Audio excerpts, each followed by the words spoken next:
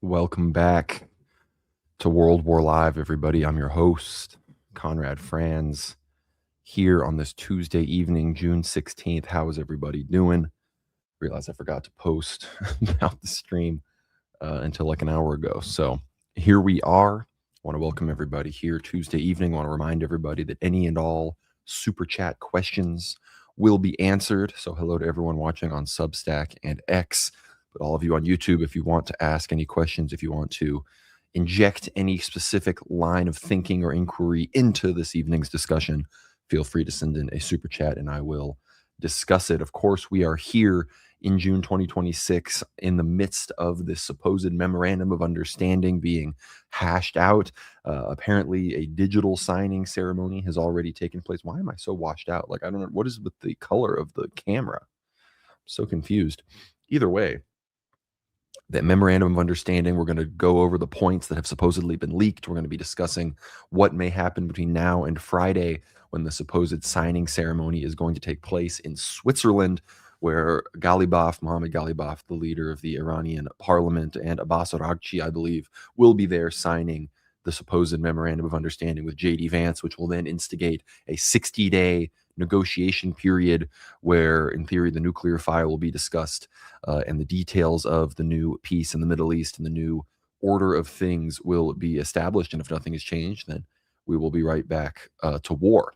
So that is the state of everything. I want to thank you again, everyone, for tuning in. Just recorded an incredible Ether Hour episode. Again, our third discussion with Dimitri, myself, and former Lebanese defense minister Yaqub Saraf. Maybe the best one yet.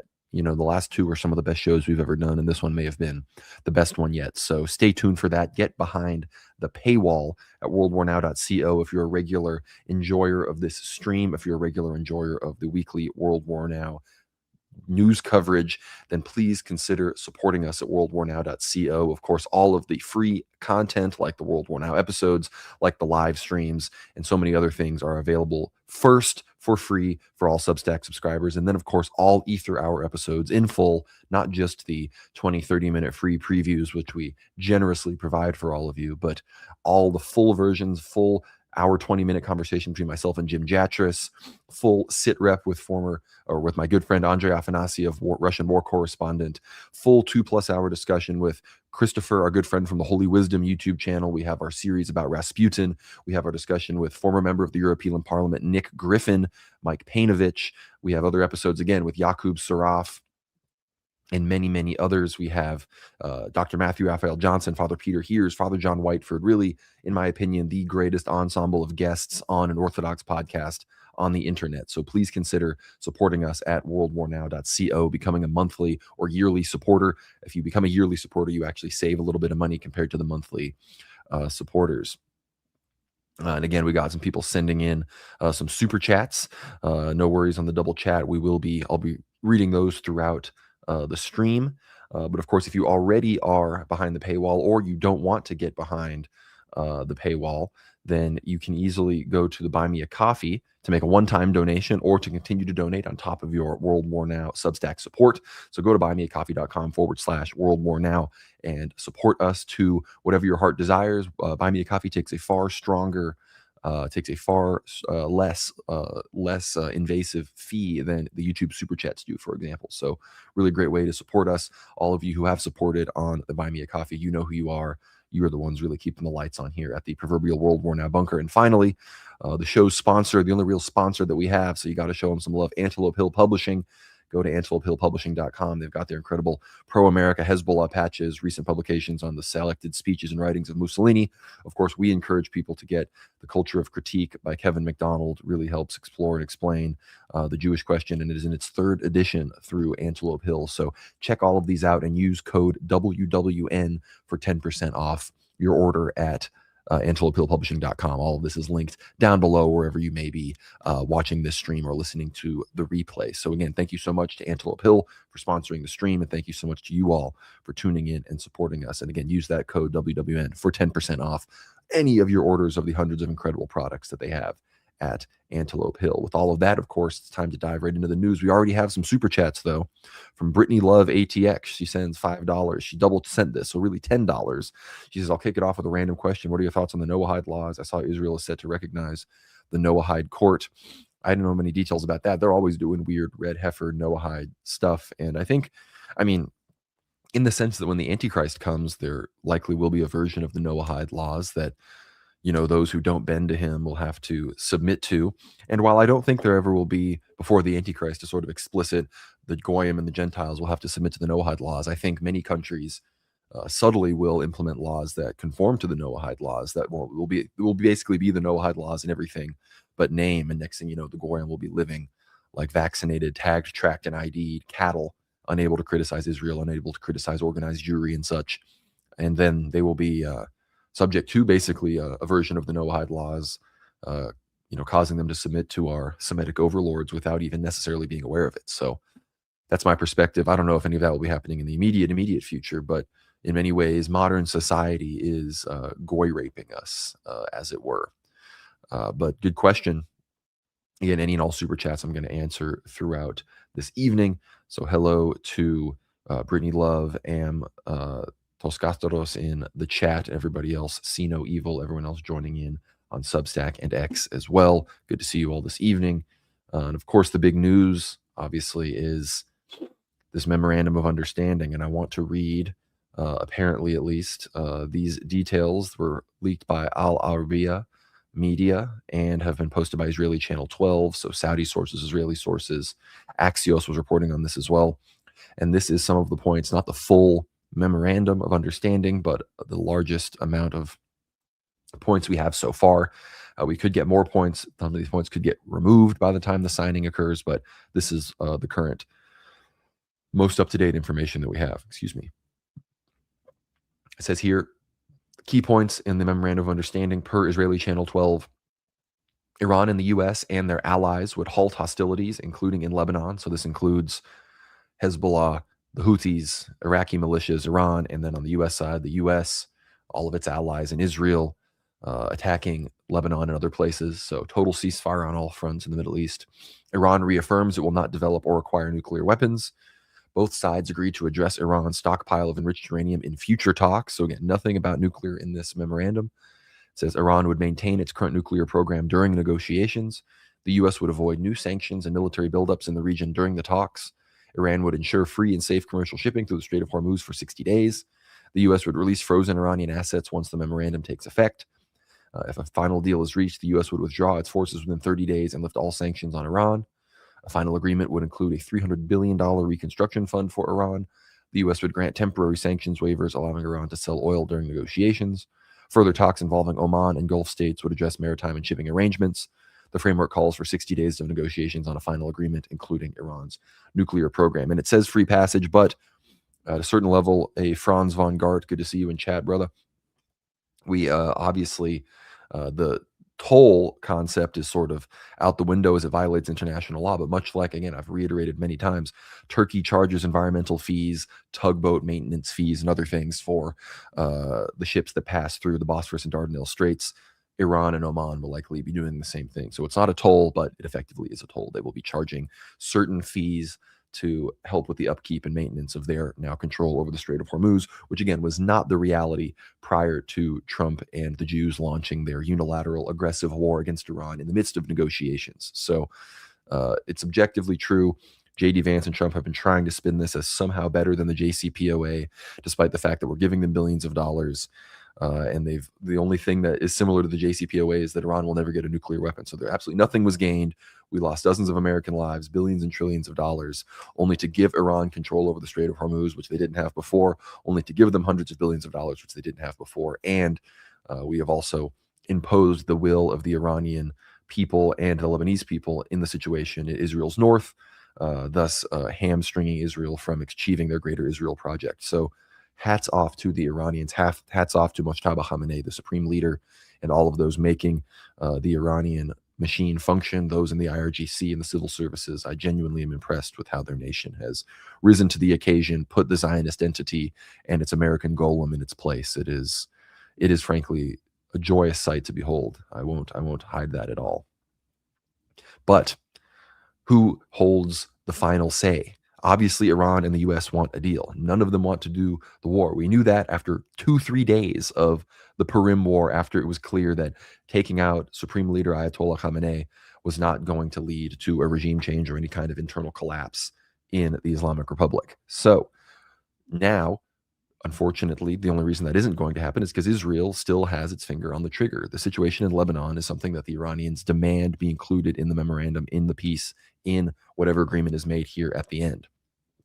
And of course, the Israelis want to not just destroy Hezbollah, they want to annex southern Lebanon as well as West Bank and Gaza of Palestine. So these realities are unacceptable to the Iranians. America has forced the Israelis to accept that reality due to how much they need the Strait of Hormuz reopened. And the Israelis, what did they do? They've already violated the ceasefire several times. This is from antiwar.com. Israeli minister says Israel isn't bound by U.S.-Iran deal, won't withdraw from Lebanon. In the wake of the U.S. and Iran announcing a memorandum of understanding to end the conflict between the two nations that includes a ceasefire in Lebanon, Israeli ministers have said Israel isn't bound by the agreement.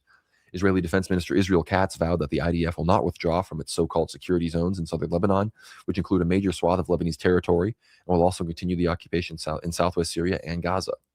Prime Minister Benjamin Netanyahu and I are leading a clear policy that determines that the IDF will remain in the security zones in Lebanon, Syria, and Gaza without any time limit to protect from there the border and Israeli communities against jihadist elements, Katz said. Netanyahu later put out his own statement reaffirming what Katz said, vowing that Israel will not withdraw from Lebanon, Syria, or Gaza. In the midst of all of this, of course, Donald Trump, I'm adding this part, is trying to get Netanyahu to withdraw and begin the full withdrawal of the troops by Friday, the same day that this deal is being signed. The article goes on to say the Israeli defense minister said that the IDF will continue its destruction campaign in southern Lebanon and its forced displacement of Lebanese civilians. We oppose an IDF withdrawal from Lebanon despite all the existing pressures and those that will still come, he said. Katz added that Netanyahu made these points clear to U.S. President Trump and to other senior American officials, which aligns with the report from Ynet that said Netanyahu told Trump that Israel is not bound by the Lebanon clause of the U.S.-Iran MOU. Katz also said that if Iran strikes Israel over its continued war in Lebanon, Israel will hit Iran with full force. Israeli Finance Minister Bezalel Smotrich slammed the agreement Trump reached with Iran, saying it is bad for Israel and for the entire free world, period. Israeli opposition leaders also attacked Netanyahu, with former Prime Minister Yair Lapid saying there has never, ever been a more absolute failure than Netanyahu's diplomatic failure on the Iranian front. Iranian officials on Monday reaffirmed that an end to Israel's war in Lebanon was key to a lasting deal with the U.S. Lebanon and the termination of the war in Lebanon are an inseparable part of the understanding ending the U.S.-Israeli war on Iran. We have shown that we are determined in this regard and have proven in practice that we are serious, and we will continue to monitor developments carefully in the future, says Iranian Foreign Ministry spokesman Ismail Bagaya. The word Lebanon is used 3 times in the understanding. It is mentioned that ending the war includes Lebanon and respecting the country's sovereignty and territorial integrity. The United States must honor its commitments and ensure that the Zionist regime fulfills its obligations not to attack Lebanon, he added. While Bagaya said Israel must respect Lebanon's territorial integrity, a U.S. official claimed to reporters on Monday that the MOU doesn't include an Israeli withdrawal from Lebanon, just a ceasefire. Israeli attacks on military operations and operations appear to have ceased since the announcement. That's not true anymore, but at least one person was killed by an Israeli drone strike on Monday. And in the midst of all of this, this is from today, Tuesday, June 16th. The Sunday peace deal announcement between the United States and Iran saw a relative reduction in the amount of Israeli killings in Lebanon on Monday, along with Israeli officials vowing they would neither end the Lebanon war nor withdraw from Lebanese territory. Tuesday points to the war beginning to return to the status quo, with multiple deadly Israeli drone strikes reported across the southern Lebanon, killing at least 4 people and wounding multiple others. 3 distinct drone strikes were reported against the village of Mai Fadoun, including 2 targeting cars traveling to the village and another double-tap strike targeting a group of locals gathered around the wreckage after one of the strikes. 2 were killed there and several others wounded. Later on Tuesday afternoon, another Israeli drone strike targeted a vehicle in Shukain, killing 2 more people. The IDF only commented on one of their attacks so far, presenting it as a suspicious vehicle they destroyed to remove the threat. The IDF also reported that Hezbollah fired multiple rockets against them in the morning, but said that they intercepted all the rockets. They also reported destroying the rocket launch, though exactly where in southern Lebanon this took place is uncertain. Artillery strikes were also reported in and around the Nabatia district, further complicating locals' hopes to try to return home. With reports of the war was coming to an end, today's strikes once again underscored that the enormous number of displaced civilians in Lebanon are not necessarily safe to return home yet. So that is the current state of affairs. And for those that don't remember, the last time a ceasefire in Lebanon with the Iranians was reached. The Israelis then killed 400 plus people the next day in a strike. So the Israelis know what they're doing. They know that Iran will be responding to any aggressions against Lebanon, and they're trying to bait the Iranians to take that cheese into convincing them that they'll then take the cheese, and then America will have to respond. Israel will respond to Iran, and the war will be back into place as Netanyahu wants. In response to those strikes today, Iran's Qatam al-Anbiya, the Central Command, the main spokespeople for the IRGC and the war resistance right now, say, in the name of God Almighty, the destroyer of tyrants, O people of the world, the terrorist army of the Zionist regime has violated the ceasefire in southern Lebanon at least 84 times in the past 2 days after President Trump announced the end of the war, and continues its crimes and killings of the oppressed people in Lebanon. If the child-killing army of the Zionist regime does not stop its mischief in southern Lebanon, it should expect a harsh response from the powerful armed forces of the Islamic Republic of Iran. So again, the Iranians, they will either be responding to this, or they will be milking more and more concessions out of the United States to make up for these Israeli violations. Supposedly, billions of dollars were given to the Iranians to try to convince them not to retaliate against certain Israeli aggressions. Some more super chats here. $5 from Jonathan Kelly. Trump is trying to play 6 million D chess with the people who invented chess. Very true. He is... Again, he's trying to end this war, thinking that we're going to end this on America's terms. Well, you only entered it on the terms of the Jews to begin with, so of course you're also going to exit it on the terms of the Jews. And again, if Trump was brave, if Trump wanted to claw back some support from the America First people that he has alienated since starting this war for Israel, he could embargo Israel. Again, Israel is openly and nakedly going against our interests, leading to war, violating our peace negotiations, actively working against the interests of the United States. We should be embargoing them. We should be stopping all aid and lethal weapons supports that we send to them, all cooperation on the intelligence front. We should, again, sanction them and start to condemn them at the United Nations. And if we could really do this, well, Trump would, of course, likely be killed. But if he were to really put this in place, he would, of course, regain a lot of support from the American people. And Israel might have to really look and start to question what they've really been doing. But I'm very skeptical that something like that is going to happen. My perspective is that all of this is, again, a little bit of kayfabe. Trump mostly wants to kick the can down the road so that we can replenish our stocks of interceptor missiles, resecure supply lines and supply chains, get more factories going, to replenish our THAAD, Patriot, and other missile interceptors that have been 75% plus depleted in the midst of this incredible war. That, combined with the World Cup wrapping up, we want to get into mid-July, finish up the World Cup, finish up the American 250th anniversary celebrations for the 4th of July, get all of that well behind us, so then when we re-enter the war to try to take out Iran with Israel, then there's a whole lot less for the media to scrutinize Trump against, and for the international community to make a big deal, and America to be embarrassed on the world stage. Trump recognizes the midterms are already lost, and he needs to likely, if anything, maybe he thinks the midterms will do better if he can secure more Jewish money in supporting this war. So I think August, September, once the 60 days are wrapped up, again, the 60 days needed to discuss the actual nuclear issues. Again, the Iranians are likely not going to agree to any of the Israeli-U.S. demands, especially not on missiles and proxies, which are Israeli demands. Then I think come late July, September, we're going to be right back into this thing, shooting, and World War III will be in full swing once again. So that's my perspective. $10 from MR Christ is King. These wicked Christ killers aren't going to let any peace occur. Trump is beholden to Zog. They will certainly throw a monkey wrench into all of this. Exactly, just as I was saying. We have $5 from Brittany Love. What are the eschatology views of Orthodox? Pre-mill, amillennium, or post-mill, or none? Another random question. Well, the whole show is sort of about Orthodox. We talk all about eschatology. And of course, we don't believe in like the rapture, or we believe the 1,000-year reign of Christ on earth is the church. We believe that that is happening right now. Christ is currently at the right hand of the Father, reigning in heaven. And when he comes again, it will be in judgment. And when he comes in judgment again, he will come in the clouds from the east, and every knee will bow and every tongue will confess. And this will have been after the reign of the Antichrist. And we know the reign of the Antichrist won't come until after the Third World War, the preaching of the Orthodox gospel to all four corners of the earth, the return of St. John Vatatsis, the marble emperor, who will preach, he will rule from Constantinople, and he will preach orthodoxy again to all the world, who eventually will likely be killed by the Antichrist, who will rule from Jerusalem. The third temple will be rebuilt. And then again, We talk all about this. Brittany, go to worldwarnow.co and check out Ether Hour. We have hundreds and hundreds of hours of podcasts discussing the prophecies of the Orthodox saints, the timeline we think these things may or may not occur, and broader discussions with priests and theologians about the greater question of the end times, which, again, the show isn't really about the end times. The show is about the prophesied Third World War, which we are currently living through. But thank you for the $4.99. It's greatly appreciated. Keeping the lights on here for real. So thank you, Brittany. $10 from Steve Grady.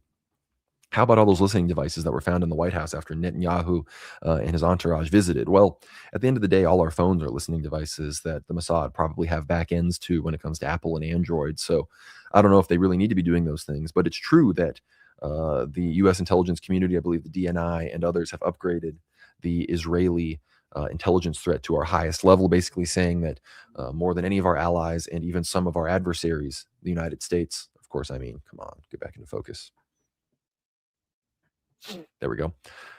The Israelis are a high threat espionage level. And of course, we all already knew that. Jonathan Pollard is a media celebrity in Israel, and he's one of the worst spies we've ever uncovered and arrested in the United States. But of course, he was allowed to go free and lives as a free man today in Israel, advocating for war against Turkey, the expansion of Greater Israel, and so much more. So that's the reality of the situation there. Israel has our number and has thoroughly infiltrated us to the point where if America ever truly tried to extricate itself from the Israeli yoke, I'm not sure the system might just get brought down, as it were. Of course, I talked about how J.D. Vance will be in Switzerland signing this memorandum of understanding. And not only will they claim that it's actually already been signed digitally, that Vance and the Iranians have signed this digitally, so it's effectively already in place, but the public signing ceremony will be there. We've got Father James, St. John, pray for us. So true. St. John Vatatzis, Emperor of Nicaea, pray for us. I even have a little gold plaque. Obviously, you can't see from here, but it says St. John III, Dukas Vatatzis, Emperor of Nicaea on the little gold plaque there that I got made with the frame on this icon. So everyone check out our episode of Ether Hour, our two-parter with Gregory Hears, where we discuss St. John Vatatzis. We might do a follow-up on that one, maybe with Gregory and Eschaton Vigil when his St. John Vatatzis book is released in English, even more information on the good Holy Marble Emperor. So stay tuned for that. Again, another reason to get behind the paywall at worldwarnow.co. Now, the Houthis, of course, congratulated the Iranians on their great victory. This is probably the most strong claimants of victory that we can see, proving again that the Iranians really did win this. The leader of Yemen's Ansar Allah, Syed Abdul Malik Badr al-Din al-Houthi, released a statement saying Iran has achieved a great victory against the tyrants of the time. He congratulated the great victory of the Islamic Republic of Iran in confronting the United States and the Zionist regime, whom he called the tyrants of the time. He emphasized the continued full readiness to confront any tension or movement by the American and Israeli enemy against Gaza or any of the arenas of the axis of jihad and resistance. Al-Houthi warned against any enemy attempt to target the countries of the region and stressed the necessity of solidarity among Islamic nations in the face of threats. The leader of Ansar Allah also called on all the peoples of the Islamic Ummah to join the axis of jihad and resistance to break free from the dependence and submission to the enemies of Islam. So, strong statements from the Houthis, of course. And we also heard from Trump, I guess, trying to activate his own proxies. Trump sort of views al-Jalani, al-Shara as maybe his own Houthis or Hezbollah in the region. He suggested that al-Jalani should take care of Hezbollah in Lebanon rather than Israel. The president said he was not happy with Israel's war in Lebanon, which has been supported by the U.S. due to the tactic of taking out entire apartment buildings. The Pentagon employed similar tactics in Yemen and was responsible for major civilian casualties in Iran, most notably the bombing of the elementary school in Minab. Israel's fighting Hezbollah for too long, and too many people are being killed. You don't have to knock down an apartment house for every time you're looking for somebody, because there's a lot of people in those apartment houses. They're not Hezbollah. I can tell you that. The president told reporters during a meeting with Qatari Emir Tamim bin Hamad Al Thani on the sidelines of the G7 summit in France. I suggested to Israel to let Syria take care of Hezbollah because, to be honest with you, I think they do a better job of doing it, Trump said. He went on to praise Shara, formerly known by his Al-Qaeda nom de guerre, Abu Muhammad al-Jalani, saying he has pulled the country together very quickly. He's very capable and he's very good for me. He's protected everything that I've asked for. Shara and his group of jihadists known as Hayat Tahrir al-Sham, an offshoot of Al-Qaeda, took power in Damascus in December 2024, ousting former President Bashar al-Assad. Shara has been embraced by Trump and visited the White House despite HTS-affiliated fighters being responsible for massacres of Alawites, Druze, and other minorities in Syria. Shara said earlier this month that he had no intention of intervening in Lebanon, saying that what is being circulated about Syria entering Lebanon is nothing more than rumors. Trump was asked on Tuesday if he was frustrated with Israeli Prime Minister Benjamin Netanyahu over Israel's war in Lebanon, and he said that he wasn't and that he has a great relationship with the Israeli leader, though he added that he didn't like that Israel bombed Beirut's southern suburbs on Sunday, which is seen as an effort to sabotage the U.S.-Iran Memorandum of Understanding. I didn't like that he did an attack over a very minor little thing with some drones. I saw that attack. I saw where the bomb went. That was vicious. That was too much. You can do too much also, but we've had a very effective relationship, Trump said. Without the United States, there would be no Israel. Without me, there would be no Israel because no other president was willing to do what I did. I had a great relationship with Bibi, but now Bibi has to be more responsible with respect to Lebanon, he added. Iran continues to insist that any deal with the U.S. hinges on an end to Israel's war in Lebanon, but Netanyahu has said he has no intention of withdrawing. Israel's attacks in the country also continue, killing at least 4 people on Tuesday, though they are less intense since the announcement of the agreement between the U.S. and Iran. So again, Trump really thinks he has al-Shara by the tail, and he basically said that he had said this as well at the G7 summit. He said that me and Erdogan personally put al-Shara in power. I actually need to find the exact quote. I have it here on Telegram. Yeah, it says here, I was very responsible for Syria, and the man that's running Syria now is a person that I put there, along with Erdogan and some others, probably meaning the Emir of Qatar. He's done an amazing job of pulling it together. He's not a Boy Scout, but he's done an amazing job of pulling it together. So there you go. Al-Jilani openly put into power by Trump, Erdogan, and the Emir of Qatar. So that's the situation there. Obviously, the other updates coming from the region include the latest. Apparently, Trump stopped an Israeli operation into Gaza, which would have also potentially provoked an Iranian response. But the Israelis burned even more fields and properties in the Christian village of Taibeh in the West Bank, the last entirely Christian village, continuing to be dismantled and destroyed by Israeli settlers.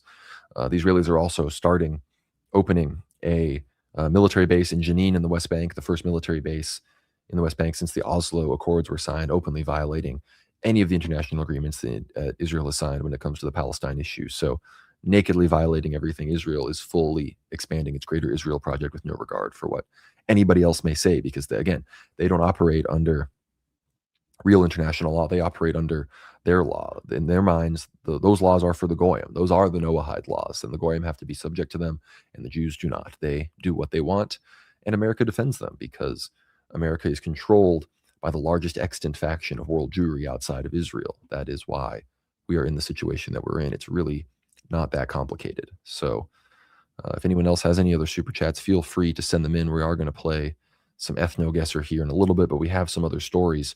And again, a lot of the stuff I'm talking about, we get Yaqub Saraf's perspective on in the latest Ether Hour this week. So really, really encourage everybody, at least become a free subscriber at worldwarnow.co to get an alert when our interview with former defense minister of Lebanon, Yaqub Saraf, goes live. It should potentially come out as soon as tomorrow, no later than Thursday morning, of course, is when this episode will drop. So check that out, worldwarnow.co. It's one of the best interviews you're going to catch, one of the best pieces of analysis on the current negotiations and memorandum of understanding that you're going to find. Yaqub Saraf has an unparalleled level of understanding of this situation as, again, the former defense minister of Lebanon, as an Orthodox Christian, devout Orthodox Christian. He will be in Mount Athos actually next week. So really just the ideal guest to get to talk about all of this, which we are very much looking forward to. And I got his perspective on this new report from Turkish journalist Sabri Sasuvar, rather, now that I'm reading it properly. Hey, we got Porphyry Allen in the chat, one of our favorite mods, along with Jonathan Kelly. Good to see everybody here this evening. But this is from Turkish journalist Sabri Sasuvar, and he says, the supposed blueprint, these are apparently Pentagon's leaked claims of escalating Turkey-Greece-Israel conflict. And this was also reposted by our good friend at the Holy Wisdom, Christopher. This is translated from Turkish. It says, it has been leaked that the Pentagon has issued an order to U.S. troops and their families not to travel to Turkey or Greece. It has been stated that allied friends have shared that Greece will declare the 12 nautical miles in the islands region as state policy in August or September and is engaged in war preparations. So this is saying that Greece will reject the Turkish Blue Homeland project, the expansion of Turkey's exclusive economic zone to include the Greek Aegean Islands, which, of course, that was supposed to be presented before the Turkish parliament this month, but Erdogan withdrew it to be put in place later so as to not upset the NATO authorities for the upcoming Ankara NATO summit, which will be coming up in the next week or two in, again, Ankara, Turkey. It says there's information that in back-channel diplomacy, Israel has decided on a war against Turkey involving the Greek Cypriot administration, France, and Greece. It is emphasized that Israel will launch missile strikes on Turkey, targeting energy and infrastructure, and will use extensive technological and logistical support to paralyze our air forces. Information is being shared that Greece has agreed with Israel to enter the war, gain territory on Turkey's west, and annex the Turkish Republic of Northern Cyprus with extraordinary logistical support. The U.S. will provide military and intelligence support to Israel without directly entering the war. France will intervene on behalf of Greece and take a direct position as a belligerent party. Information is being shared that the U.S. Navy is fortifying logistics in the Mediterranean region to directly support the Greek Cypriot administration. The entirety of Cyprus will come under Greek control. The PKK, which are Kurdish terrorists, will be activated. A Kurdish state will be established in Syria, and Israel and France will provide direct ammunition support. That would obviously also include aggression against Iran, most likely. It is clear that America and France have entered a dirty game to transfer sovereignty rights over the islands region to Greece against Russia. It can be seen that relevant authorities in the Pentagon have sent a directive to relevant units, canceling many trips to Turkey and Greece in August, September, and October. And again, this is from a Turkish journalist, Sabri Sasuvar, Istanbul-based. I don't know his position on Erdogan and Kılıçdaroğlu, but this comes the same week that both Erdogan and his main opposition, Kemal Kılıçdaroğlu, are saying that Turkey must be present in former Ottoman lands, especially Syria, Iraq, even in the Aegean and in Thrace. So the Turkey aspect, again, what comes next in the prophetic timeline? The saints already predicted the U.S.-Israeli strikes on Iran's nuclear capabilities, the leveling of Gaza and Palestine, the current war that we are currently experiencing in Lebanon and everywhere else. What comes next? The fall of Erdogan and the movement of Turkey against Greece and into these other places, and ultimately drawing Russia into the conflict. And again, it's crazy how much this Turkish analysis lines up exactly with Metropolitan Theophitos' analysis and what he's talked about and how he's interpreted the prophecies. Let me pull this up here.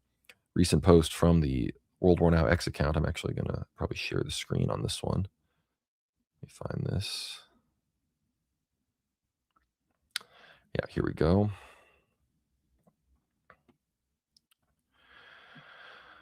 All right, and this was in my quote tweet of Kemal Kılıçdaroğlu when he said, look at the lands of the Ottoman Empire. Turkey must go to that geography, must develop its own identity in that geography. We must go by growing, not by shrinking. There must be a Turkey in the Ottoman geography. I quote tweeted this. It said, all right on schedule according to the prophecies of the Orthodox saints. The next prophecy to be fulfilled is the fall of Erdogan. Afterwards, we will see Turkey move against Greece. And sure enough, just today, the main opposition leader against Erdogan has pledged to reclaim former Ottoman territory. The Turks will close the Bosphorus and Dardanelles Straits to the Russians, and Russia will attack Turkey. Turkey will pull out of Cyprus as it tries to defend itself against Russia, but it will be futile. Constantinople will return to Orthodox Christian hands. And I tweeted this out a week ago before the take from Sabri Sasuvar, which was reported, again, just 4 days ago, about the supposed leaked Pentagon plans about this new plan to wage war against Turkey with Israel and France supporting. And again, France has always been the main EU member standing against Turkey. But specifically, this is Metropolitan Theophitos' analysis. And again, this was released initially in January of 2026 in a sermon that he gave, and compare this to these new leaks coming out of pro-Turkish, again, sources. He says, first, there will be a great slaughter in Syria. The Jews will strike the nuclear program of Persia. They're already preparing. Either before or after this strike, Erdogan will fall. At this moment, Erdogan is considered one of the great leaders of the world. The president of America came out and said the guy is smart. That's how he called him, the guy. And again, remember, Trump just said that him and Erdogan put the leader of Syria in power. What can we do, he says. This is how things are in our era. Whoever has the power of weapons prevails. This one, he says, managed it, and moreover, without much blood, he said. And they took Syria. He legitimized him in essence. He's talking about Trump and Erdogan putting al-Jilani in power, which led to the huge slaughter of Christians, largely Orthodox Christians, and then, of course, Alawites and Druze across Syria by the HTS Sunni head choppers. He says, I will say another word. He fattened him up. How do we say? To fatten, to pamper in modern Greek. He encouraged him, even praised him. So he did this on purpose. He set him up to start a war with the Kurds now. So he's saying that Trump and his praise for Erdogan in Turkey and their expansions into Syria is basically pumping Erdogan up to prepare him to advance and to then have him be taken out as sort of a pretext. He says the Jews want allies. The great ally they feel in the Mediterranean Sea is the Greeks, the mainlanders in Cyprus. And in the east, it will be the so-called Kurdish state. 40 million, mind you, are the Kurds. So America is promoting them. And finally, we will have a clash of the Jews with Turkey. What does America want? America does not want, under any circumstances, to lose Turkey from the Western camp, but it wants to control it. Can it control Turkey with Erdogan in power? It cannot. They will find a way to bring down Erdogan, and this will happen. And those who will come out after Erdogan will be pro-Western and very, very much against Russia. So he's talking about the Kemal list, Kilic Daroglu here. So then we will have the Russo-Turkish War. A Russo-Turkish War during that period. The new generation of Turkish politicians will strike in the Aegean. They will also make some incidents in Cyprus. St. Paisios said it, one slap the Cypriots will receive so that we may be humbled. And then when they attempt to attack and reach up to the 12 miles around the islands, the Russians will strike them so savagely that within 10 days at the least, most cities in Turkey will be bombed. Then Turkey will withdraw its troops from Cyprus, since it will see that their destruction of the Lord is happening. This is how Cyprus will be liberated. And again, what did Sabri Sashivar, the Turkish analyst, say? He said the entirety of Cyprus will come under Greek control. The PKK will be activated and a Kurdish state will be established. That's exactly what Metropolitan Neophytos was saying months ago, based on the prophecies of St. Paisios, St. Porphyrios, and St. Iakovos that he heard in the 80s, which you can learn more about in this book from Uncut Mountain Press, The Homilies of Metropolitan Neophytos of Morphu, Words of Empirical Theology from our Holy Fathers, Porphyrios, Paisios, and Iakovos. I think I deserve a discount code from Uncut Mountain Press as well. Father Peter, if you're listening, hit me up. But it goes on to say, again, Turkey will withdraw its troops from Cyprus. This is how Cyprus will be liberated. But we said we will have another effect from the vaccines. We are already living them, effects from the vaccines, whatever that may mean. And something else we will have in Cyprus, which when we are liberated will not have much joy. We must be prepared for a great groaning of humanity, plus the events that will happen in various countries that will not be military, geophysical and biological war. Biological war, that's what happens with the vaccines. He talks about how horrible things will happen in America, where they will have enormous geological problems, either with volcanoes, earthquakes, submersions, floods, and droughts. So that is what awaits us here in the West. So that is, I know I bring this up a lot, but it's crazy, again, how much, again, a Turkish, ostensibly anti-Greek, somebody who would have no respect for someone like Metropolitan Neophytos, is giving the similar analysis from supposed leaked Pentagon information, pointing to an extremely similar timeline reality to what the saints have prophesied. Liberated Cyprus, new Kurdish state emerging, Turkey moving on, the Greek islands in the Aegean, all culminating in the Turkish closure of the Bosphorus and Dardanelles Straits to the Russians, and then the Russians descending on them from the Black Sea, down through the Caucasus into Syria, where the Russians will make it all the way to Mount Tabor, near the gates of Jerusalem, as prophesied by Saint Philomenos of Jacob's Well. Of course, Greek Orthodox hieromonk who was martyred in the West Bank at Jacob's Well by insane radical Jewish Zionist settlers in 1979. So it all comes together. Again, only, in my opinion, the Orthodox prophetic saintly perspective actually gives people a way to understand all of this. Nobody else has predicted all of this as well. Some people in realpolitik have called it correctly, but that's what Dimitri and I do on World War Now. We bring in the realpolitik, the understanding. Dimitri and I would say, have a geopolitical, an academic level geopolitical understanding of at least 50 countries' inner workings. We bring that into what the saints say, and we analyze it together. And that's not to say that if we think something goes against the prophecies, people won't analyze it. Dimitri and I have analyzed the potential that Russia would be siding with Israel and all of these things, all sorts of different contingencies in the prophecies. But fundamentally, we know the prophecies are going to get things more correctly than any human analysis. We just think that it's incredibly fascinating how these saints, many like St. Porphyrios and others who weren't even educated beyond an elementary school level, were able to predict these exact events. It's clear that they weren't just pontificators of geopolitics and experts on Mackinder and Spikeman and Rimland and Heartland theory. No, these were men that were noetically enlightened by God and could literally see the future because of their clairvoyance and how they achieved theosis in this life. So that is what fundamentally we are all about here on World War Now. So that's it. If you're interested in all of that, you better get behind the paywall. But I'm not seeing any more super chats. There was one other story I wanted to talk about, and I tweeted out about it and wanted to discuss it. And of course, we have this story, which again, not a huge deal. I wouldn't talk about it at all if this hadn't happened. But initially, let's go back to June 13th. This is reported from the Union of Orthodox Journalists. It says Metropolitan Nathaniel of the Greek Orthodox metropolis of Chicago has condemned the burning of a cross in Chicago's Grant Park, describing the incident as a public display of hatred and a desecration of one of Christianity's most sacred symbols. Obviously, I guess the assumption is everyone thought this was a Klansman spreading hate. But of course, shocking nobody, who was actually behind this? Let's watch. I don't want to wait until he may or may not get impeached. I want him gone right now. On that video, are you threatening him? No. You say that you think that he should be brought to an end. I think, no, I said he deserves to stand trial to the American people. Some paraphrase, I guess. But I think you use the word end. That's what I mean by end. I mean, by end, I don't mean like a civil war, if that is the imagery that you're trying to imagine. Lou says he built this cross after carrying wooden slats from his near West Side apartment to Grant Park last Tuesday afternoon. He showed the red ball cap that he put on the top beam and used lighter fluid and toilet paper to get it all going. I put a red hat to signify the MAGA hat, the Make America Great Again hat. So that was, yeah, that's what I tied on top. So that's not visible in the one video that was taken by a motorist. Lou says he was protesting what he calls MAGA Christian nationalist supporters and the Trump administration ruling class. He's just scamming people. We're just scamming out of money, right? And I think that's a great reflection of how this country works right now. So yeah, it was not a white supremacist. It was a aggrieved Asian trying to make a statement. But of course, here's what I said about it. I said, I'm sorry, but this nonsense from Orthodox hierarchs is frankly despicable. Bishops pretend like they are sequestered away from the world when it comes to most current events, until suddenly it is time to condemn some completely irrelevant nonsense that harmed no one and was an anti-white stunt to begin with.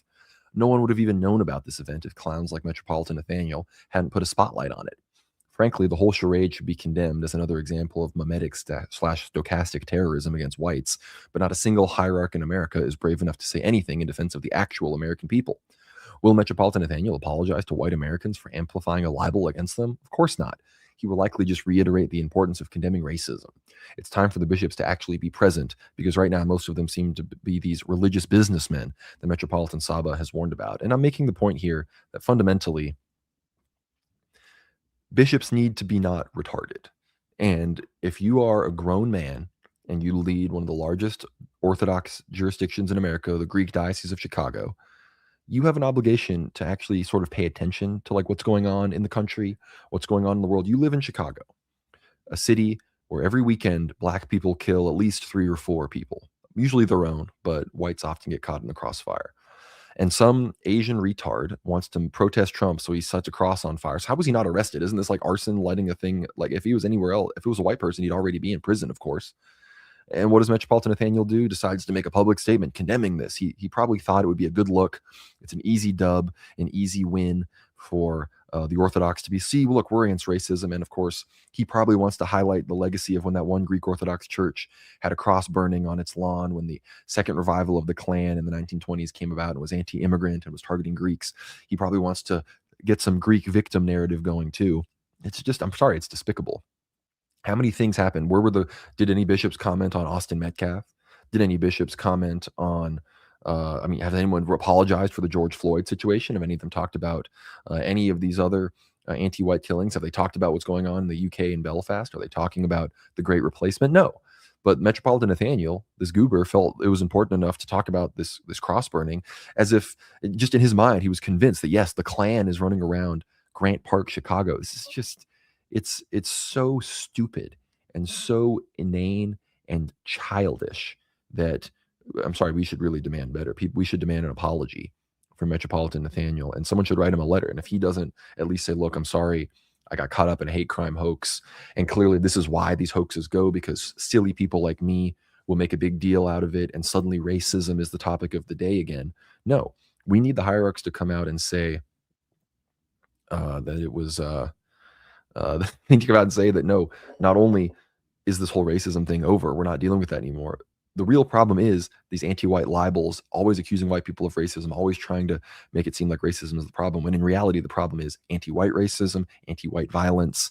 Just look at the black people discourse around Carmelo Anthony. We've got them going and pissing on Austin Metcalf's grave, threatening women that are reported.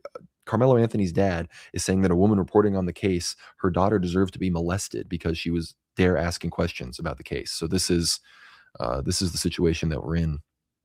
We do not need our hierarchs going out and getting on their knees and apologizing and talking about racism when it's literally some silly gay little Asian boy trying to stir up hatred against white people again. So that's my perspective there. And look, I don't blame the Union of Orthodox Journalists for reporting on this, but I think it would prove that they are being objective and not actually trying to support this idea that racism is an actual problem. It's not. It's not even a real term. It doesn't mean anything. They need to issue a correction and say Metropolitan Nathaniel fell for a hoax. And if he were smart and if he knew what was best for the flock, he would address this and say, I'm sorry, I emotionally got caught up in a very worldly hoax and display of hatred of the core American demographics. So that's my perspective on that.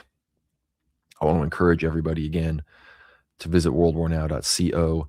I don't think I shouted out directly, but our latest Ether Hour episode, of course, we've got the episode with Yakub Saraf coming up, but I want to encourage everyone to check out my conversation with Jim Jatras. Really one of the best conversations we've had in a long time on the show. Dimitri wasn't able to join us. Of course, he's back from vacation, but Jim and I discuss, again, what does it say? It says, former U.S. diplomat and Senate Foreign Policy Advisor and longtime returning guest, Jim Jatras joins the show once again for a discussion on the current state of World War III, Iran and the U.S. exchanging fire, the closure of the Strait of Hormuz, Israel's veto on peace talks and the war on Lebanon, Iran potentially having a nuclear weapon, Turkey becoming a target of Zog, and the state of the U.S. presence in the Middle East. We also discussed the riots in Belfast in response to an attempted beheading of a white man by an African refugee, the state of the white/European race in Europe and America, Marco Rubio as the most likely successor to Trump, feminism versus orthodoxy in America, and much more. So please check that episode with Jim Jatras out. I'm actually going to link that in the live chat right now, so there's no excuse to do it. If you enjoy this show, please share the stream with your friends. A coffee hour, bring it up. You're yapping, you've got some lemonade, some coffee, some biscuits, some koliva maybe you're enjoying with the homies at coffee hour. Bring up World War Now. People say, what have you been doing this week? Oh, I heard this great podcast. It's some Orthodox guys, and they really know their stuff, and they talk about geopolitics and the saints. So that is one of the best ways you can help the show out. We want to get more subscribers. We're trying to grow. We want to expand the operation, maybe hire some writers, hire more people, but we can't do that without more paid subscribers, more free subscribers. If you think your friends would enjoy the show and you want to keep supporting us, gift them a subscription. People have done that all the time. They've gifted their friends, their family, year-long, 6-month-long World War Now subscriptions, and very often those family members then continue to pay by themselves beyond that. So please consider supporting us. Go to worldwarnow.co, become a free or paid subscriber. And again, I'm not seeing any more super chats, but if anyone has any questions, feel free to send in any more super chats. So far, I want to thank Jonathan Kelly, MR Christ is King, Brittany Love, Steve Grady for the super chats so far. We got $5 from Jonathan Kelly. All I talk about at Coffee Hour is World War Now. Patriot, absolute king patriot. Coffee Hour is basically like how you have all those podcasts like Talking Dead and, like the podcasts after the show where they talk about the show.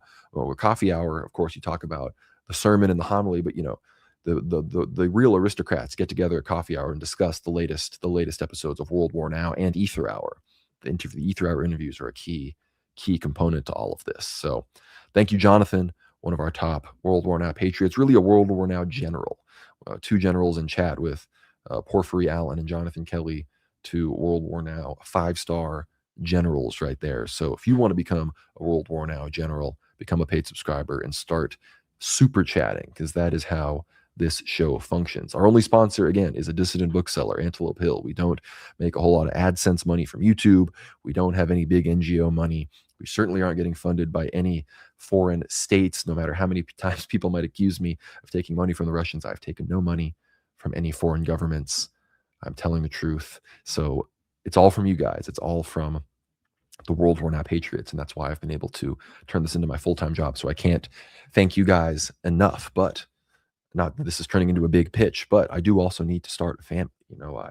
I'm pursuing a wife in a broad category, and I'm doing fine for myself now, but I think I'm going to need to double, triple the size of the show in the next few years if I really want to give my wife and children, who hopefully should be arriving soon, the life that they deserve. So if all my other stuff didn't convince you to give me money, there you go. Now you'll be supporting an Orthodox man starting a family. But it's probably time for me to stop yapping and asking for your money and do what you're all really here for, and that is play some ethno-guesser.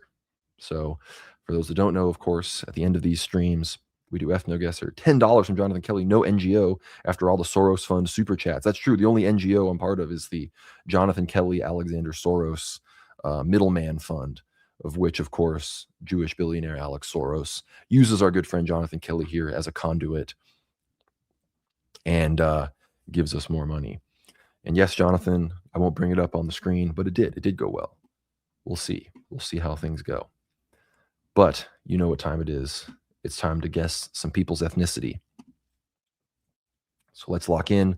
Again, I remind you, if there's a specific guess you want me to make and you send it in a super chat, I'll pretty much be honor bound and obligated to make that guess, unless it's really, really stupid.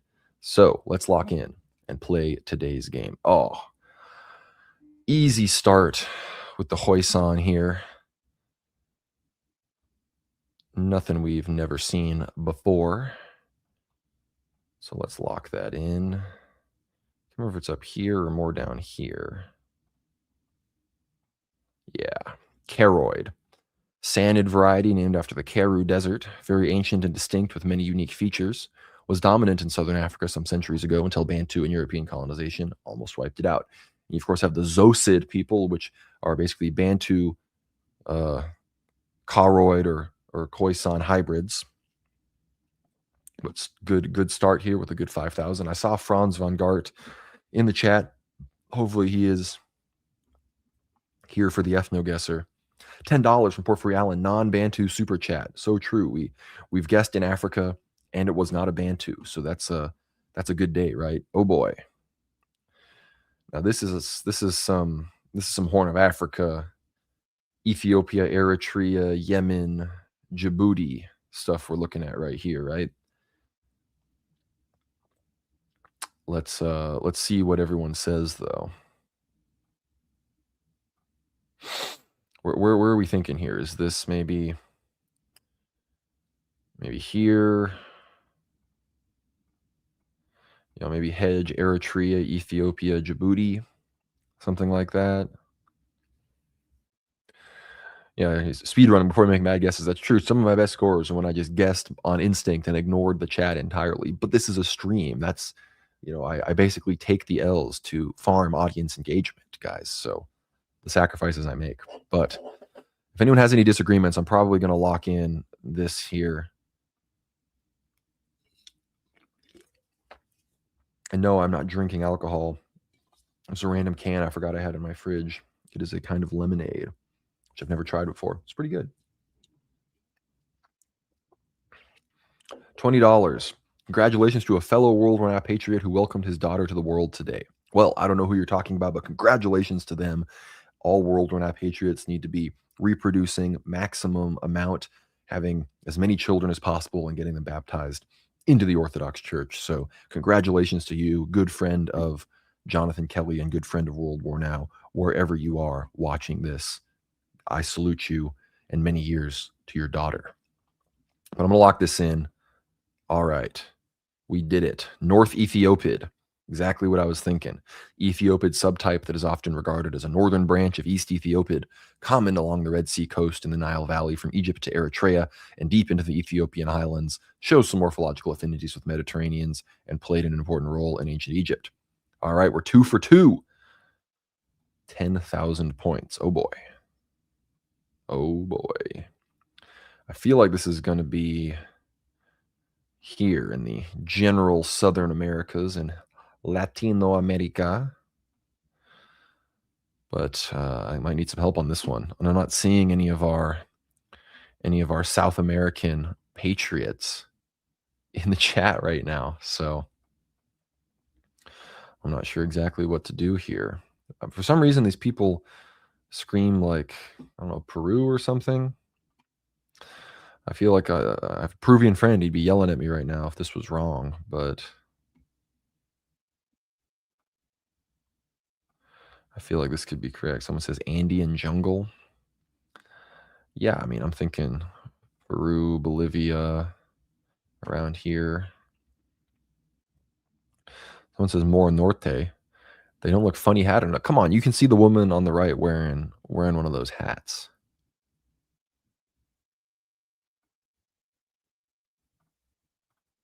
I don't know, maybe Ecuador.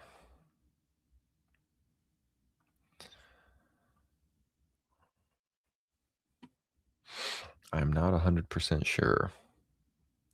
But you know what? Let's do it. Let's lock this in. You were right, more north. Those are sonorids. Margid subtype, native to the hot Sonora Desert of South Arizona and California. These are like Baja Californians and yeah, Sonorans, Hermosillos.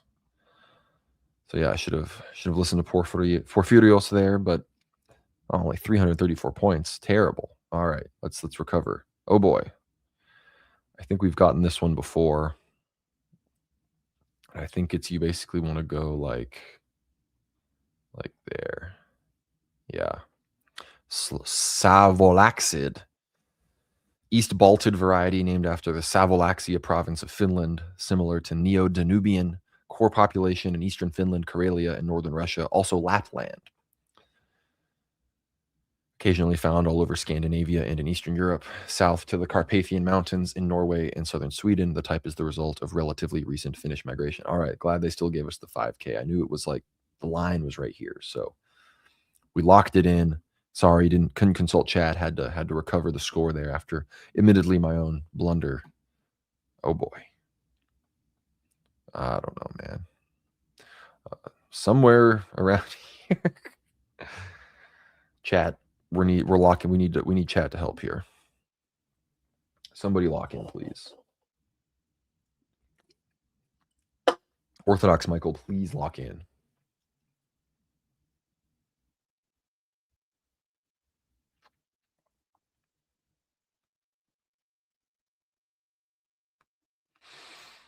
Dark hair, slightly ethnic noses. I mean, look, to me, these people could be Armenian, Azerbaijani, Caucasoids. They could be on the Black Sea coast of Turkey, or they could even be some of this kind of crap over here with some of that and some of this. But I don't know. I don't know. Come on, someone, lock in a real answer here. I'm asking for your help, chat. Do they look like they eat baguettes? That man is a fisherman, if I've ever seen one. I don't think they look like they eat that many baguettes. I don't know. They don't look Lebanese, so. I mean, I'm just thinking like North Africa has me thinking here, but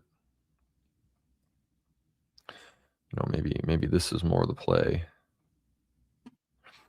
Yeah, West Turkey. Yeah, I mean, I'm thinking the hedge, right here is really between everything. Crud.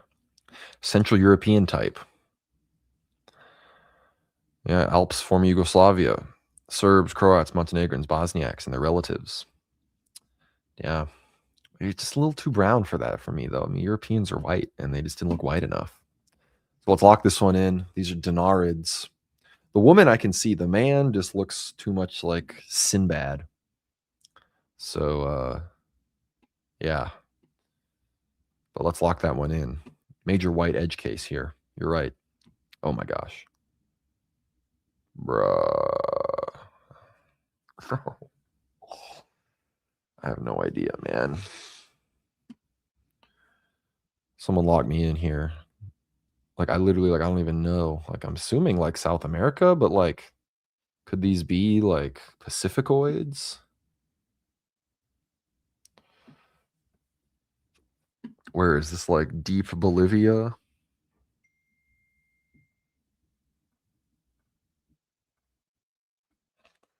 Not sure why I got that notification despite having already put on Do Not Disturb. Amazonians, yeah. Amazonia can make sense here.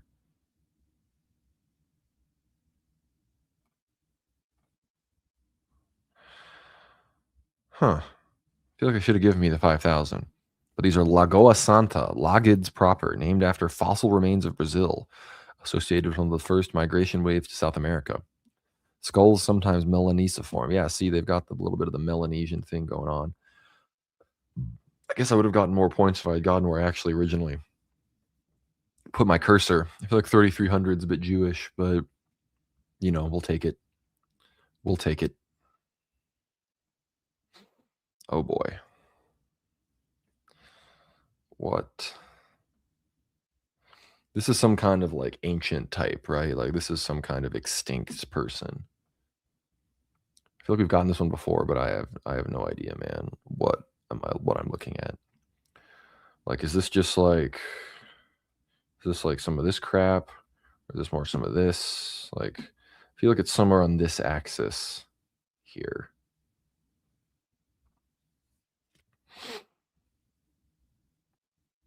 Someone says, "Was this the Sardinian?" All right, we got Franz von Gart back in here. I'm gonna go with his guess here. Where are these people from? Unfortunately, are these people from California? I don't think so.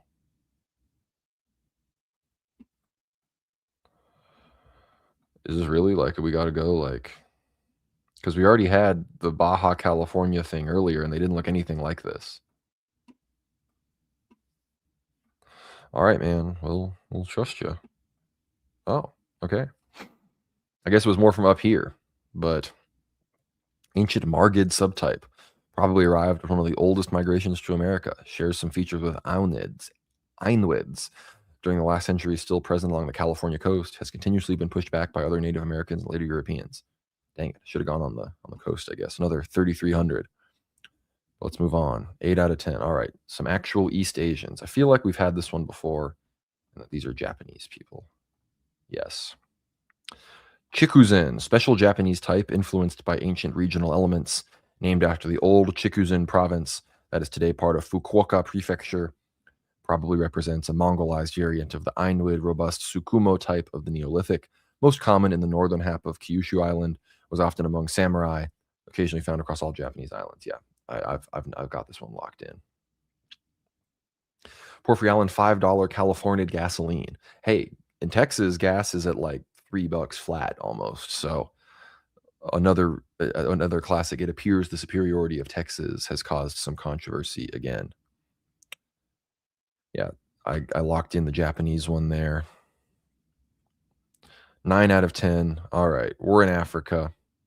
But where in Africa? Franz von Gart, if you can hear me, where in Africa are these people from? Let me know.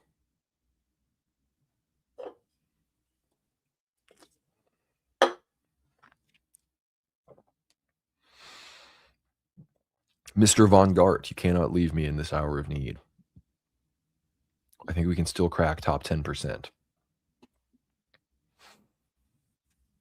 The woman's got a little bit of a Candace Owens vibe. I'm once again getting that South Africa tendency, but I feel like I could be wrong. Franz von Gart says West Africa. How west, though? Like Nigeria, Cameroon, or like, you know, Guinea, Ivory Coast?